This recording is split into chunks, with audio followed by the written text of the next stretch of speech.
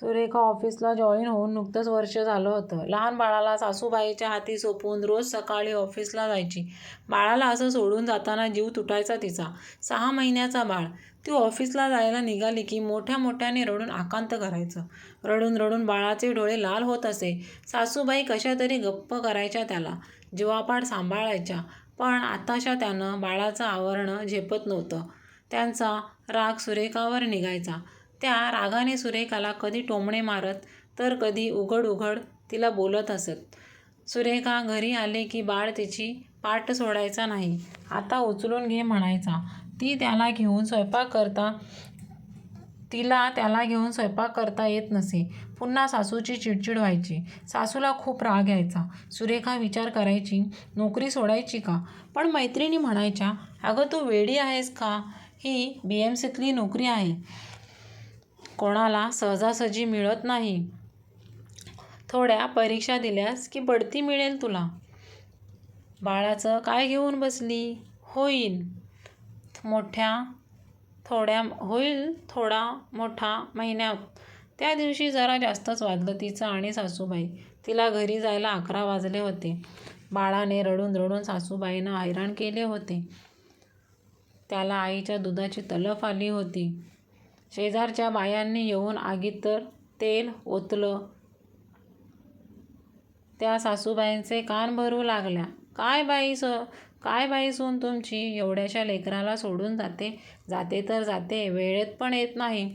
आई म्हणून काही कर्तव्य आहे की नाही, काही कसं वाटत नाही एवढूशाच बाळाला सोडून जायला. सुरेखाच्या सासूबाईंनी त्यांची बोलवण केली तरी पण त्यांच्या रागाचा पारा चढत गेला. सुरेखा ट्रेनच्या तुडुंब गर्दीतून कशी तरी येत होती. त्या ट्रेनमधून उतरल्यावर रिक्षा स्टँडवर नेमकी रिक्षा पण नाही भेटायची तिला. मग ती कशी तरी थेट धावत निघायची बिचारी. डब्बाही खाल्ला नव्हता तिने कामाच्या धावपळीत. नवऱ्याची फिरतीची नोकरी, त्यामुळे त्यांचं बाळाच्या संगोपनात हातभार लागत नव्हतं. घरी पोचली तेव्हा बाळ रडून रडून झोपला होता. सासूबाईंनी दार उघडलं. त्या खूप चिडल्या होत्या, रागावल्या होत्या.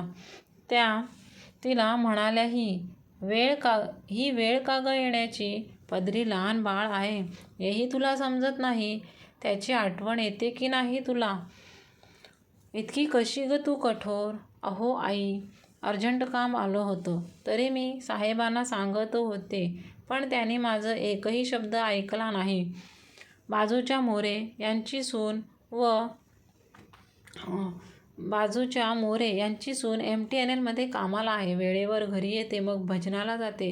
सून सगळा स्वयंपाक आवरते, रात्रीची भांडी ओटा सगळं काही तीच करते. नाहीतर तू, माझा मेला नशीबच फुटकं. सुरेखात भांडण्याचं त्राणच नव्हतं. सासरेबुवाने तिला नजरेनेच शांत राहण्यास सांगितलं. एक जेमची बाजू सुरेखाकडे होती, ती म्हणजे तिचे सासरेबुवा. ते समजून घ्यायचे तिला. तिचं काही चुकत असेल तर समजावून सांगायचे तिला. सासूबाई प्रेमळ होत्या, पण हे असं शांत बसणं जमत नव्हतं त्यांना. दिवसभराचा दगदगीने आंबून जायच्या बिचाऱ्या. त्यात शुगर डिटेक्ट झालेली त्यांना, त्यामुळे बाळाच्या मागे करावी लागणारी धावपळ झेपत नव्हती त्यांना. वयाच्या मानाने त्याही खूप दमल्या होत्या. सासऱ्यांना संधिवाताचा त्रास असल्यामुळे त्यांनाही बाळाला पाठवून फिरणं जमत नव्हतं. सुरेखाला जेवायची इच्छा नव्हती, पण भांडण का होईना सासूबाईंनी तिचं पान वाढलं. त्याही जेवायच्या थांबल्या होत्या.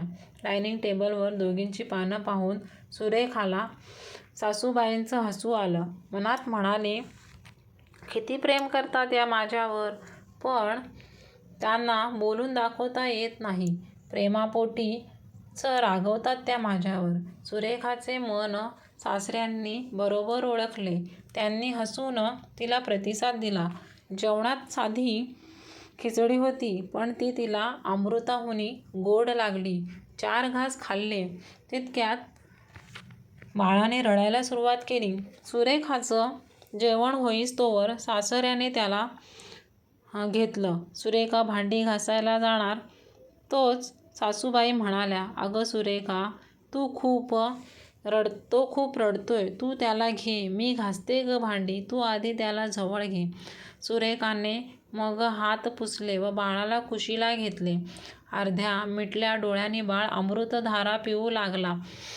तसं सासूबाई अनिमेष नेत्राने ती मायलेकरांची भेट पाहू लागल्या. आज जरा जास्तच त्रास दिला ग चकुल्याने. त्यात या वहिनी माझे कान फुंकून गेल्या म्हणून जरा खूप रागावले. तुझ्यावर तापले ग. तुझ्यावर. घरच्यांसाठी नोकरी करतेस, कळतंय मला. 6 महिने झाले तरीही माहेरीही गेली नाहीस तू. खूप वाईट बोलले तर मनावर नको घेऊ हां. आम्हाला तरी कोण आहे तुमच्याशिवाय? नाही हो आई, तुमच्यावर कशी रागवेन मी? मी रागावली तरी ते आपलं तुपलं लुटूपुटूचं.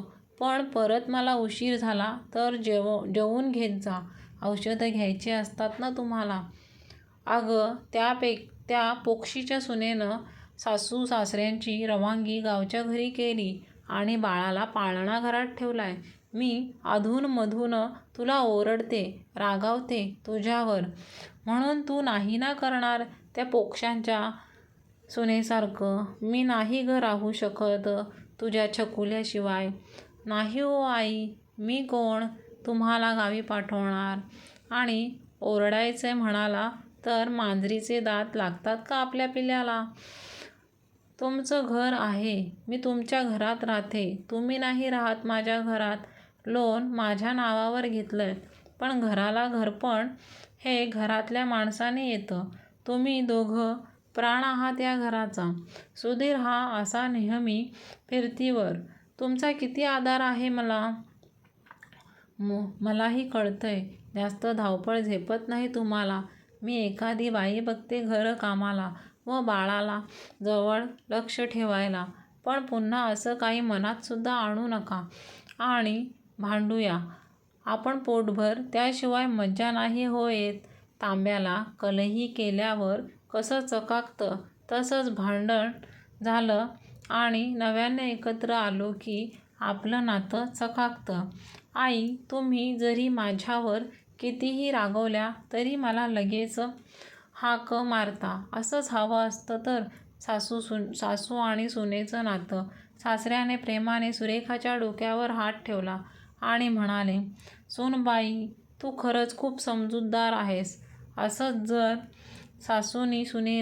सुनेनी सासूला समजून घेतलं तर घराला घरपण येतं. तुम्हाला ही कथा आवडल्यास तुम्ही आपल्या चॅनलला नक्की सबस्क्राईब करा आणि कमेंट करायला विसरू नका. कधीतरी कमेंट करत जा हो. आणखीन अशा नवनवीन कहाण्या ऐकण्यासाठी आपल्या चॅनलला नक्की सबस्क्राईब करा.